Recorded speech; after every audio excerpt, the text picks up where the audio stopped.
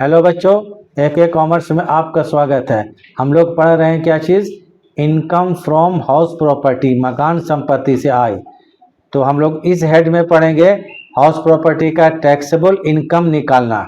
कैसे निकालेंगे taxable income house property का? हाउस प्रॉपर्टी के टैक्सेबल इनकम निकालने के लिए मकान को 3 भागों में बांटते हैं। पहला होगा लेट आउट या हाउस लेट, किराए पर उठाया गया मकान।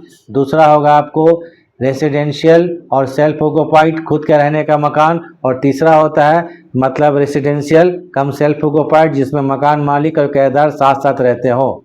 आज हम लोग लेट आउट जो होगा, किराए पर उठाए गए मकान, इसी के बारे में डिस्कशन करेंगे और इसी का फॉर्मेट बताएंगे और इसी में क्या क्या रूल अप्लाई होता है, रूल्स उसको हम बताएंगे पूरा कंप्लीट। इसके बाहर कुछ नहीं आएगा। इसको कर लीजिएगा तो इसके बाहर कुछ भी नहीं आएगा और आगे क्वेश्चन बनाने में आपको बहुत आसानी होगा। तो इसका फॉर्मेट क्या होगा? देखिए, हम लोग लेट आउट का अगर हम लोग टैक्सेबल इनकम निकालेंगे, मतलब क्वेश्चन बनाएंगे। अगर नहीं समझ में आता तो क्या बनाएंगे? क्वेश्चन बनाएंगे लेट आउट के लिए। तो सबसे पहले क्या लिख लीजिएगा? मकान का ग्रॉस एनुअल वैल्यू। ठीक है, ये क्या होता है हम बताएंगे। ग्रॉस एनुअल वैल्यू, उसमें लेस करेंगे 2 आइटम्स। पहला लेस करेंगे म्यूनिसिपल टैक्स और लेस करेंगे अनरियलाइज रेंट। इसको घटाने के बाद जो भी बैलेंस आएगा वो कहलाएगा मकान का एनुअल वैल्यू या नेट एनुअल वैल्यू। ठीक है, और मकान के एनुअल वैल्यू में कुछ डिडक्शन, कुछ छूट मिलता है। ठीक है, कुछ डिडक्शन या कुछ छूट मिलता है। वो क्या क्या होगा? सिर्फ 2 ही डिडक्शन मिलेगा। एक होगा स्टैंडर्ड डिडक्शन और दूसरा होगा इंटरेस्ट ऑन लोन, अगर मकान बनाने के लिए लिया गया है।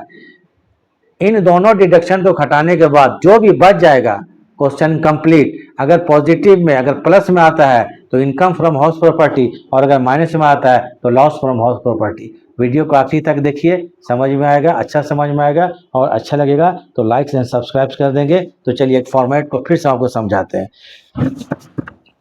तो ये देखिए इसका पूरा फॉर्मेट, इसका आप लोग स्क्रीनशॉट ले लीजिए। ठीक है, स्क्रीनशॉट ले लीजिएगा। पहले देखिए क्या लिखेंगे हम लोग जब क्वेश्चन बनाएंगे। ये फॉर्मेट इसका बना लेंगे। Particular amount, particular amount inner column outer column, ये लिखिएगा। इसका ऊपर में हेड लिखेंगे क्या चीज? स्टेटमेंट। क्या बना रहे हैं हम लोग? Statement of taxable income. Taxable income का स्टेटमेंट बनाया जा रहा है ऑफ राम श्याम सोहन मन किसी का भी, फॉर द असेसमेंट ईयर 2025-26 हम लोग 25-26 का बना रहे हैं। अब यहाँ पर देखिए ए वाई का मतलब होता है असेसमेंट ईयर। अब थोड़ा सा चीज क्लियर कर दें हम। असेसमेंट ईयर जब हम लोग इनकम टैक्स में बनाएंगे, इनकम टैक्स में क्वेश्चन बनाएंगे या इनकम टैक्स के अंतर्गत, ठीक है, साल को 2 भागों में बांटा गया है, एक प्रीवियस ईयर, एक असेसमेंट ईयर। एक प्रीवियस ईयर, एक असेसमेंट ईयर। अब बोलिए सर प्रीवियस ईयर क्या होता है? प्रीवियस ईयर का मतलब यह हुआ जिस ईयर में एसएसी, एसएसी मतलब करदाता जो टैक्स देने वाला है, जिस ईयर में एसएसी इनकम कमाता है, इनकम अर्न करता है, उसको बोलते हैं प्रीवियस ईयर, बीता हुआ साल। ठीक है, प्रीवियस ईयर। यहाँ प्रीवियस ईयर का माने क्या होता है? जिस ईयर में एसएसी इनकम को अर्न करता है। तो जैसे यहाँ पर असेसमेंट ईयर 25-26 है तो प्रीवियस ईयर क्या होगा आपको? 24-25 होगा, माने 24-25 में इनकम को कमाएगा। और असेसमेंट ईयर किसे बोलते हैं? जिस ईयर में कमाए हुए इनकम पर टैक्स लगाया जाता है, कर का निर्धारण किया जाता है, टैक्स को लगाया जाता है, टैक्स का असेसमेंट किया जाता है, उसको बोलते हैं असेसमेंट ईयर। मतलब 24-25 में इनकम कमाया जाएगा, उसको प्रीवियस ईयर बोलेंगे। और 24-25 का जो टैक्स जब लगाया जाएगा वो 25-26 में। कब लगाया जाएगा? 25-26 में। इसी को बोलते हैं कर निर्धारण वर्ष, असेसमेंट ईयर। तो असेसमेंट ईयर मतलब जिस ईयर में टैक्स को लगाया जाएगा। तो पिछला साल का कमाई है और उसका इस साल में आकर आपको माने 24 और 25 में इनकम अर्न किया गया है और 25 और 26 में उस पर टैक्स लगाया जाएगा। तो चलिए अब यहाँ पर लिखेंगे क्या, कौन सा हेड पढ़ रहे हैं हम लोग? Income, income from house property. क्योंकि हम जो चैप्टर पढ़ रहे हैं उसका हेड लिख लीजिएगा पहले यहाँ पर। बस ये फॉर्मेट सब क्वेश्चन के लिए होगा। इनकम फ्रॉम हाउस प्रॉपर्टी लिख लीजिएगा। पहले यहाँ लिखेंगे क्या चीज हम बता चुके थे, मकान का gross annual value, gross annual value लिख लेंगे। ये ग्रॉस एनुअल वैल्यू क्या होता है? एक्चुअल रेंट और expected rent, which ever is greater is gross annual value. माने एक्चुअल रेंट और एक्सपेक्टेड रेंट जो दोनों में ज्यादा होगा वो मकान का ग्रॉस एनुअल वैल्यू होगा। मान लीजिए कि एक्चुअल रेंट 1 लाख है और एक्सपेक्टेड रेंट 80,000 है, तो यहाँ पर 1 लाख जो होगा मकान का ग्रॉस एनुअल वैल्यू होगा। क्लियर है? तो यहाँ पर 1 लाख लिख देंगे हम लोग। लेस करेंगे, 2 आइटम बोल लेते हैं।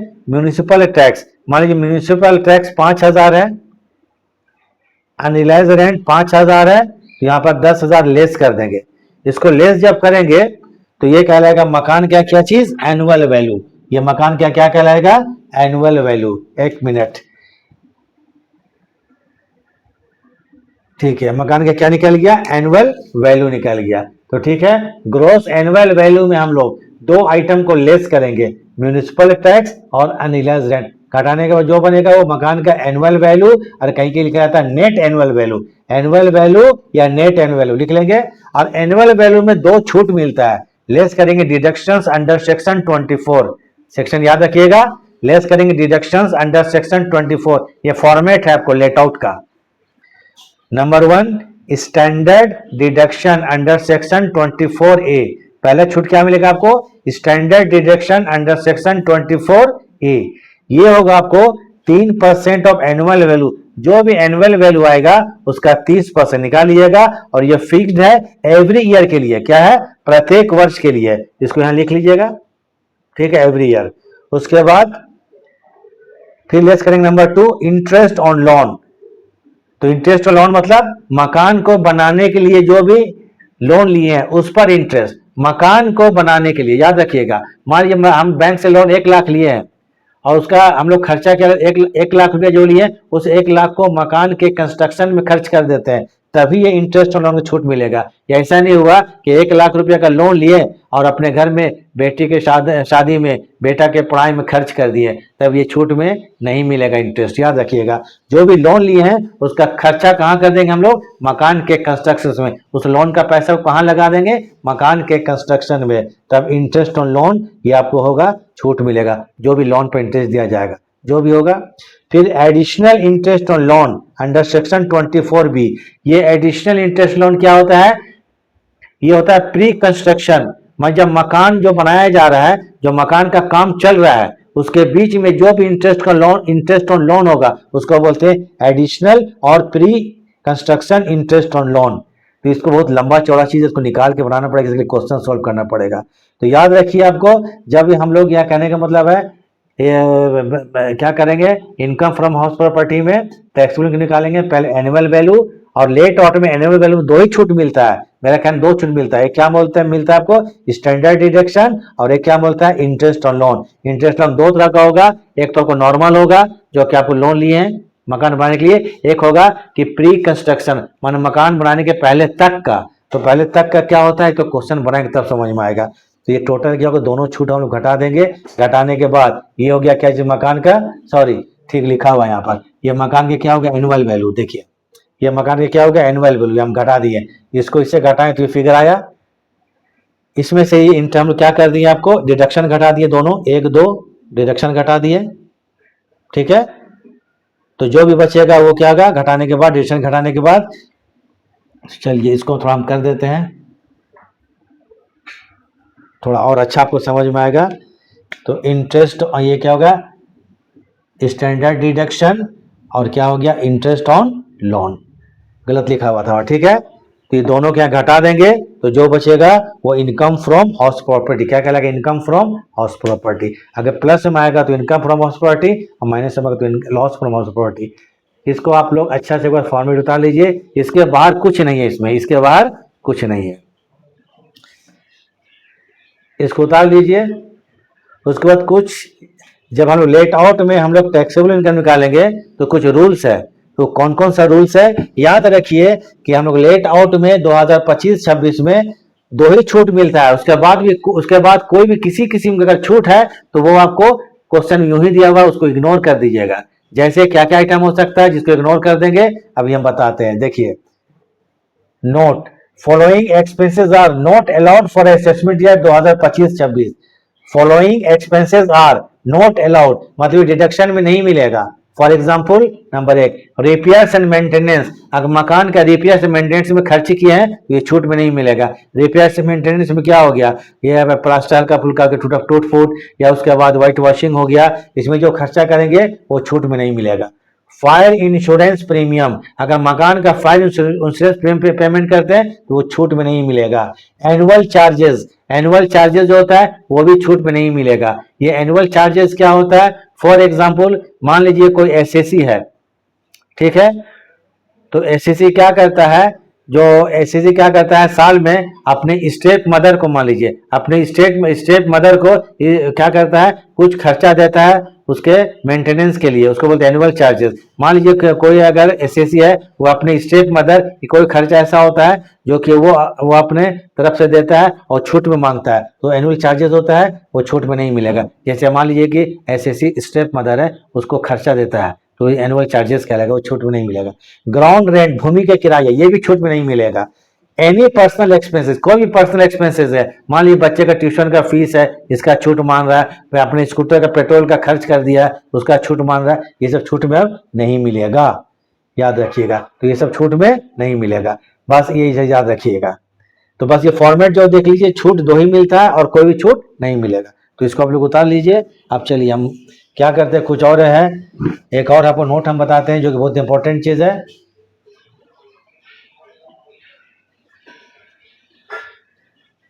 चलिए ठीक है, इसको उतार लिए आप लोग। अब हम क्या करते हैं, चलिए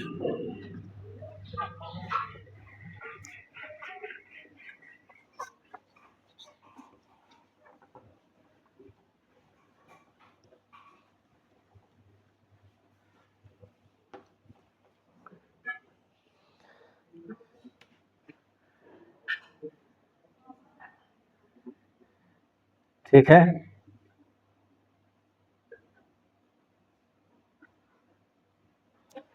अगर आपको एनुअल वैल्यू निगेटिव हो जाता है, ठीक है, अगर एनुअल वैल्यू निगेटिव हो जाएगा तो स्टैंडर्ड डिडक्शन नहीं मिलेगा, एकदम याद रखिएगा, लोग को डाउट होता है, ठीक है, क्योंकि हम लोग एनुअल वैल्यू में स्टैंडर्ड डिडक्शन का छूट देते हैं, वो पॉजिटिव होगा तब, अगर निगेटिव हो गया तो नहीं मिलेगा। नोट,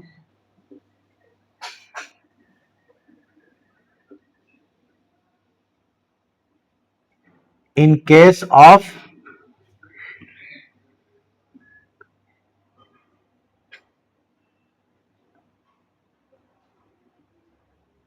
एनुअल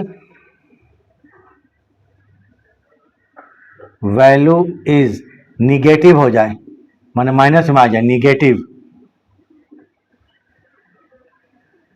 तो no standard deduction will be allowed, no standard deduction will be allowed, standard deduction नहीं मिलेगा अगर एनुअल वैल्यू निगेटिव हो जाएगा तो। Number two, if given in the question, given in the question, अगर क्वेश्चन में दिया रहेगा ऐसा, क्या दिया रहेगा, म्यूनिसिपल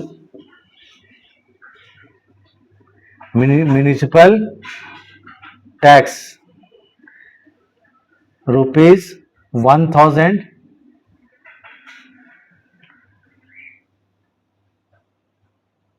और म्यूनिसिपल टैक्स ₹1500। एक क्वेश्चन में दोनों चीज दिया हुआ है ना, म्यूनिसिपल टैक्स पेड 1000 रुपया और म्यूनिसिपल टैक्स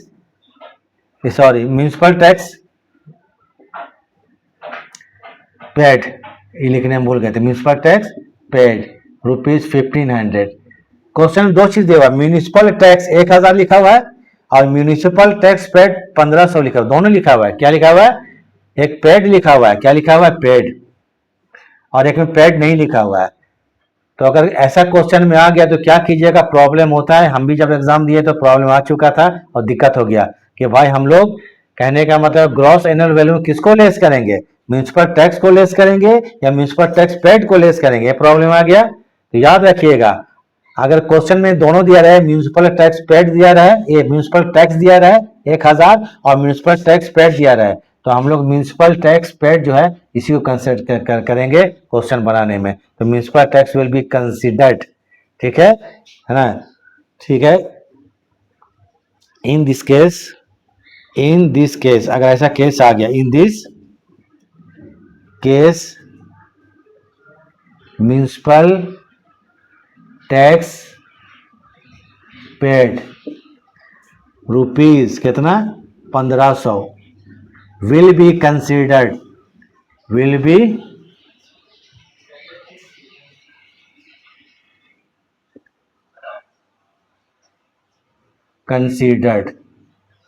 ठीक है, इसको लेंगे हम लोग 1500 रुपया को लेंगे, ना कि 1000 को लेंगे। ये दो चीज याद कर लीजिएगा आपको, ठीक है। वो तो आपको छूट था, उधर हम लिखवा देते हैं, 1 2 3 4 5 उसको उतार लीजिएगा,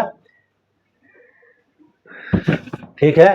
वो पांचों को उधर उतार लीजिएगा, ठीक है। 1 2 3 4 5 क्या चीज है, repairs and maintenance, fire insurance premium, ये सब अब छूट में नहीं मिलता है। और याद रखिएगा, अगर आपको कहने का मतलब एनुअल वैल्यू निगेटिव हो जाएगा तो स्टैंडर्ड डिडक्शन नहीं मिलेगा। और दूसरा क्या चीज है, अगर क्वेश्चन में दिया रहे म्यूनिसिपल टैक्स 1000 रुपया, म्यूनिसिपल टैक्स पेड 1500 रुपया, तो आपको छूट कौन चीज मिलेगा, 1500 रुपया मिलेगा, ना कि 1000 मिलेगा। तो इसको थोड़ा ध्यान से पढ़ लीजिएगा, आपको चैप्टर जो बहुत हद तक आपको ये क्लियर हो जाएगा। ठीक है, चलिए, वीडियो देखने के थैंक्स। चलिए अब शुरू थोड़ा देर छोड़ देते हैं, इसको आप लोग उतार लीजिए।